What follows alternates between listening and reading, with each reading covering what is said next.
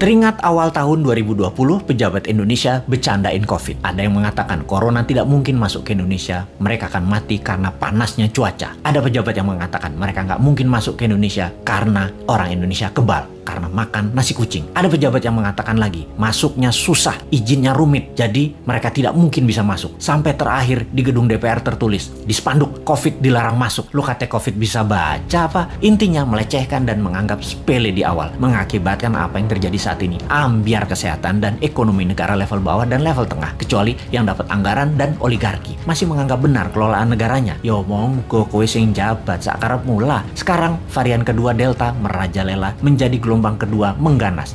Mulai disalahkan rakyatnya nggak kuat sama PPKM. PPKM aja mengeluh, apalagi di lockdown. Nah kok ngene sih sampean bernegaranya, Cak? Kok nuduh rakyat? Bentar, jangan-jangan kalau di lockdown 100% dengan darurat militer plus dikasih cuan selama 14 hari langsung reda COVID-nya ketimbang di PPKM kan, dimana 80% manusia masih pada ngider bingung sih tepatnya. COVID jadi tetap merajalela karena ikut bergerak juga mengikuti cangkangnya. Sudahlah, pokoknya nggak ada lockdown, adanya PSBB, lalu PPKM, lalu nanti muncul singkatan baru dan apalagi strateginya, ya terserah. Lalu sibuk vaksin sana sini, tahu-tahu ada strain mutasi baru, Lambda, jreng, kaget lagi. Dimana Lambda ini katanya anti vaksin, kebal vaksin. Apa sih sebenarnya yang terjadi? Vaksin sama virus kok pinter-pinteran begini, sakti-saktian, punya jurus di atas jurus. Karena bernegaranya punya gaya sendiri, nggak mau denger ilmu selain ilmu orang di sekitar istana, maka ya nggak apa-apa kita nggak dianggap. Walaupun kita selalu memberi solusi melalui sosmed, kita ingatkan versi lain. Pernah kita berikan solusi pakai gelang hijau, fokus di daerah hijau, dan pakai darurat militer, nggak digubris. Memang sih sudah pasti ide kita dilepeh. Yowis, rapopo. Kalau buat simulasi alternatif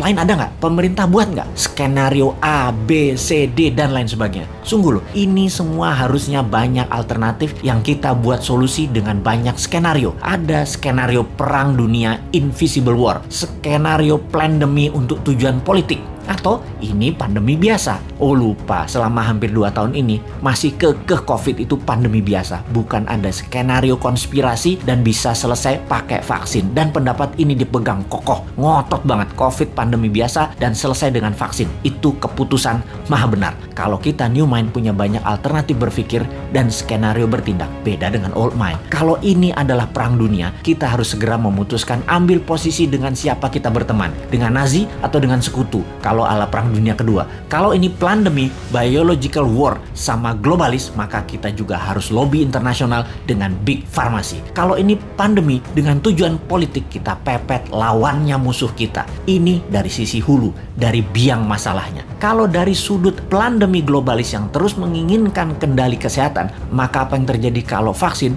sudah 100% populasi di Indonesia, ternyata pandemi COVID tidak hilang juga. Beli vaksin lagi. Lama hal ini sudah kita pertanyakan. Namun pejabat bilang tidak mungkin, pasti hilang dengan vaksin. Iya, paham. Kalau tidak selesai, ya nggak dijawab. Lalu yang dia bilang adalah, lo ngeyel sih. Oke, kalau New Mind bagaimana? Punya skenario lah kalau New Mind. Skenario kalau COVID tidak bisa selesai oleh vaksin. Cara berhitungnya sederhana. Kalau terpapar 20.000 per hari, maka sebulan 600.000. Setahun 7 jutaan. Saat ini 3,5 jutaan. Alias total sampai akhir tahun 2022 bisa mencapai 15 jutaan. Dan ini baru memapar 5-10% populasi. Dimana kalau ternyata vaksin tidak menyelesaikan penyebaran COVID, maka 7 tahun COVID baru hilang dari bumi Nusantara. Karena untuk herd imunitas harus 70% tercapai. New Mind agar tidak bertele-tele solusi kesehatannya, ditambah memfokuskan solusi COVID adalah pakai imunoterapi, imunomodulator, stem cell, dendritic cell, multivitamin booster, dan sejenisnya selain vaksin yang ada. Pakai printing money modalnya supaya stok siap di akhir tahun 2021 ini. Kita tambah skenario, apa yang terjadi kalau setiap 3 bulan varian baru dimunculkan. Lambda yang terbaru misalnya. Ini sudah diluncurkan dan sudah terdeteksi di 26 negara sudah terpapar. Malaysia tuh masih 0 kasus, tapi sudah panik sejak bulan lalu dan mulai membuat persiapan macam-macam dilakukan. Karena yang lambda ini kebal terhadap vaksin. Imunitas tubuh manusia yang bisa menyelamatkan diri sendiri dikasih booster. Kalau pejabat sekarang tahu nggak ya tentang lambda, theta, upsilon yang bakal muncul? Atau tahu apa enggak juga kita nggak tahu. Punya rencana apa menanganinya juga kita nggak tahu. Atau nggak percaya bakal ada lambda, bakal ada upsilon, bakal ada theta seperti awal tahun 2020 kemarin. Ya monggo. Jadi kalau vaksin tidak menyelesaikan masalah ditambah varian baru yang lebih kuat muncul, mau PPKM karet berapa lagi? Karet 4 seperti sekarang aja jebol. Kalau karet 10 pedes banget ya. Masih belum nyadar juga ya bahwa solusi selama 2 tahun ini belum terlalu tepat. Setidak tepat selalu berhutangnya untuk hal yang tidak produktif di dalam bernegara. Ayolah melobi globalis. Bisa kan ngerti? Cuma nanya, jangan marah dong bos. Aku ya ora paham. Cuman kasihan rakyat aja.